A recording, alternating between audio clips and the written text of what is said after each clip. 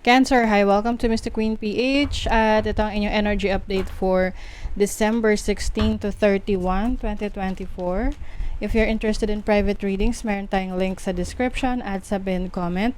Pakicheck na lang information kung paano mag-book for a private reading.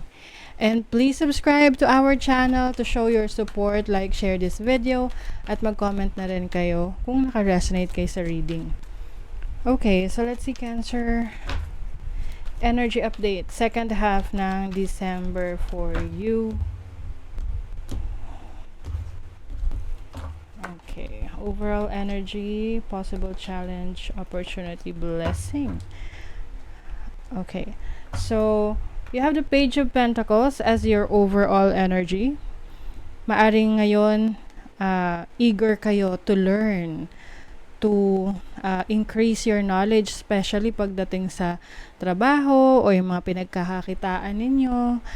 Some of you are starting a career or a business na very positive yung inyong ang inyong pananaw. Yan, dyan sa bagong pinagkakaabalahan ninyo. Yung iba pwedeng meron kayong bibilhing property.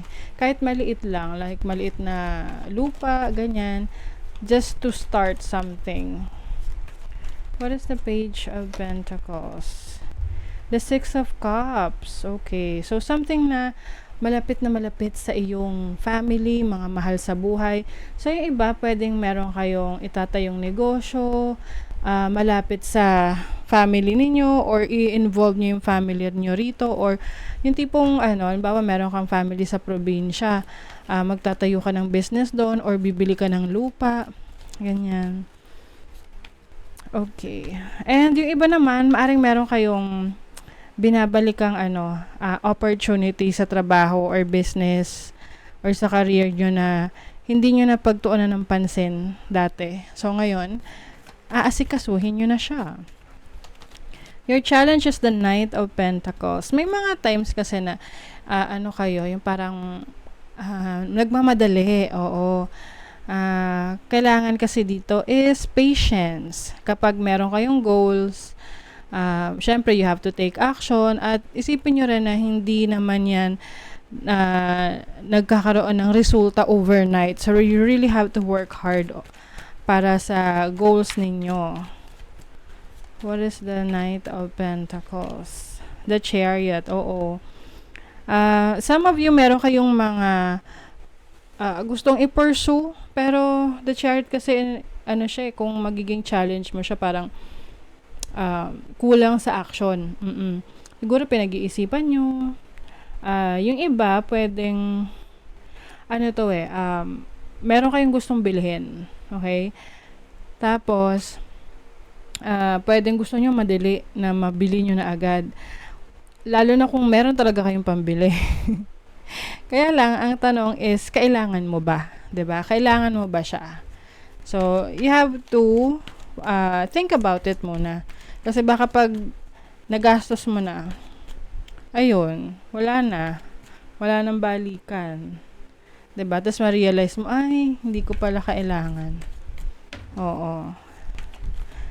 And then your opportunity is the Emperor. So this is being in control of your life, of your finances.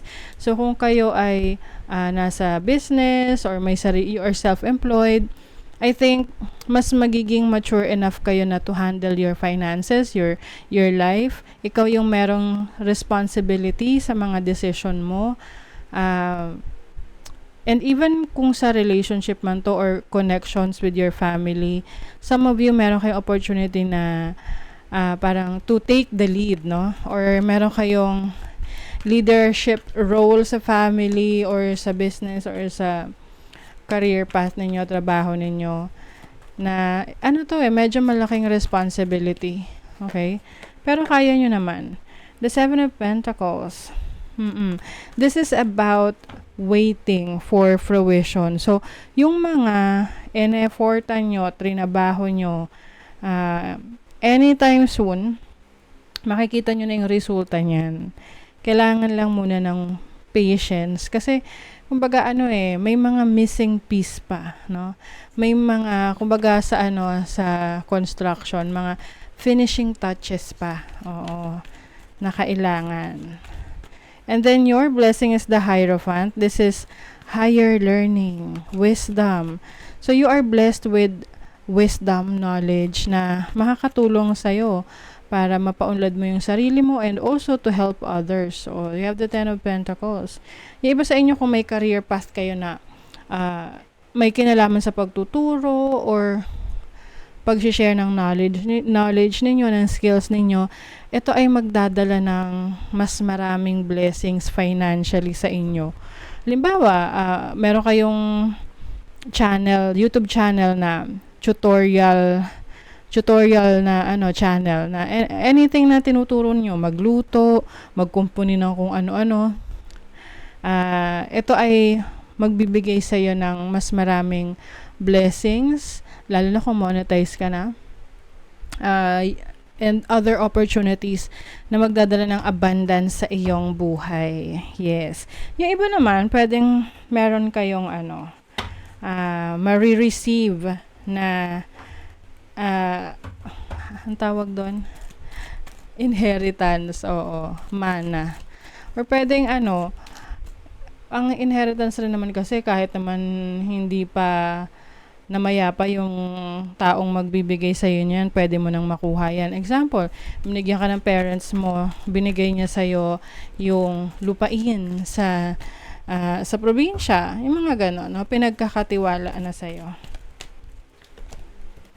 New life. Oh, there's a new beginning coming in for you. In what area of life itong new life? Sixth house. This can be sa trabaho, or bagong routine, yung iba sa inyo. Kung kayo nagkasakit nung mga nakaraan, so parang ngayon, nakaka-recover na kayo. Oo. It's a brand new you. Yang is taking action. Oo. Chop wood. Okay.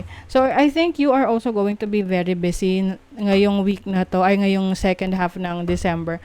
Marami kayong mga tasks na gagawin, aasikasuhin. So many tasks na kailangan yung asikasuhin. Pwedeng iba, may general cleaning sa bahay.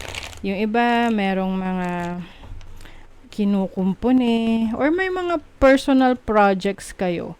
Or creative projects. Okay, sa money, career, finances, may travel opportunities.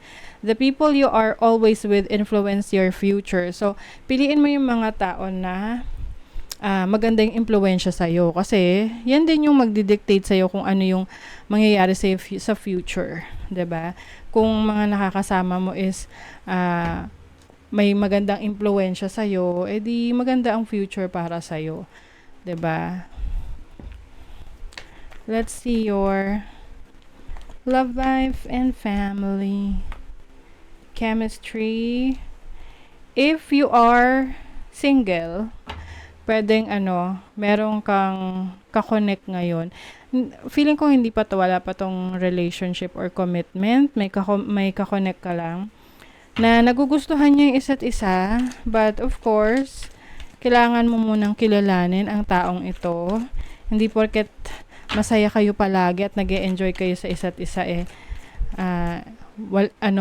okay na yon. Kailangan mas laliman nyo ang pagkakakilala sa isa't isa. Okay, things will not always be this way. A change is coming. Yes.